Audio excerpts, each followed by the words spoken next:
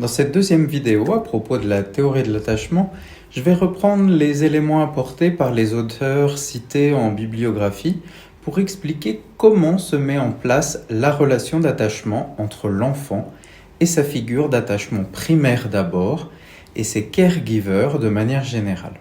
L'attachement est instinctif. Il appartient à l'éthologie, c'est-à-dire à notre instinct animal. La figure d'attachement primaire est la personne qui va instaurer la relation d'attachement. Il s'agit souvent de la maman, mais ça peut être le papa si la maman est absente physiquement ou psychiquement. La figure d'attachement primaire est celle qui va apporter les soins au bébé dans sa première année de vie. Comme le dit Nicole Guédenay, le bébé a un répertoire de pleurs. J'ai faim, j'ai soif, j'ai mal, j'ai envie d'être câliné, etc. Quand il pleure, un adulte arrive, un caregiver. Ce bébé ne fait pas que pleurer, il peut aussi avoir des comportements pour pouvoir chercher la proximité. Par le regard par exemple, le sourire, il nous accroche. L'attachement naît d'une interaction permanente entre ce qui vient du bébé et comment l'adulte le décode. Alors, qu'est-ce que le caregiving ? Qui est caregiver ? Donner des soins, ce n'est pas totalement identique à aimer son enfant. C'est la figure parentale qui protège le bébé et c'est le bébé qui s'attache à ces figures. S'attacher veut dire « j'attends la protection de l'adulte ».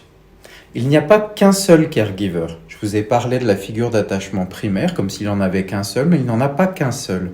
Mais c'est celui qui instaure la relation d'attachement et crée un lien puissant qui place toute sa vie comme la personne vers laquelle l'enfant, l'adolescent, l'adulte se tourneront en cas de détresse. Après la figure d'attachement primaire, c'est-à-dire le caregiver principal, l'enfant a une liste, une sorte de hiérarchie en cas d'absence du précédent. Par exemple, si la maman n'est pas là, il viendra vers le papa en cas de détresse, puis la grand-mère, puis la tante, etc. Tous les cas de figure sont possibles. Si vous vous souvenez, l'attachement, c'est rassurer, sécuriser et donner des soins pour autoriser à prendre de l'autonomie. L'attachement va donc de pair avec l'autonomisation. Guédenay explique, en ces termes, je les reprends volontiers car ils sont clairs, le bébé a besoin d'aide en cas de danger, mais dès que ça va bien, il n'a qu'envie d'explorer le monde. Si les liens d'attachement sont bien construits, il devient un explorateur intrépide mais prudent. Au-delà d'une certaine distance, il revient car il est trop loin de sa figure d'attachement. Entre 9 et 12 mois, il aime explorer, mais il aime se rapprocher de sa figure d'attachement en cas de danger ou de besoin pour son confort et sa sécurité. C'est un tremplin pour affronter les challenges. La vraie autonomie serait de savoir ce que l'on peut faire tout seul, mais aussi ce que l'on peut faire quand on a besoin d'aide.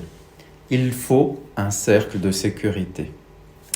Ce qu'il faut donc retenir du caregiving, c'est donc protéger, percevoir et trouver des réponses adéquates, apporter une réponse sensible à la détresse, promouvoir l'autonomie et l'exploration, aider à développer des solutions aux problèmes de manière indépendante, avec nous, mais pas à la place de nous, ni tout seul.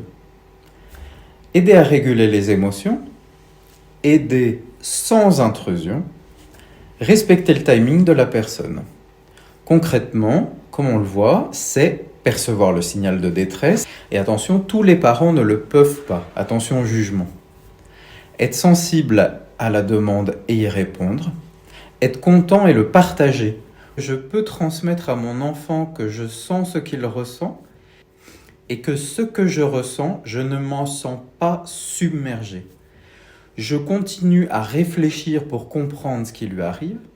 Je communique mes stratégies pour surmonter cette détresse. Je répare mes mauvaises interprétations quand je me suis trompé, et ça, parfois on a du mal. Dans la prochaine vidéo, je tenterai d'expliquer ce que l'on appelle l'attachement sécure et les différents styles d'attachement que l'on dit insécure.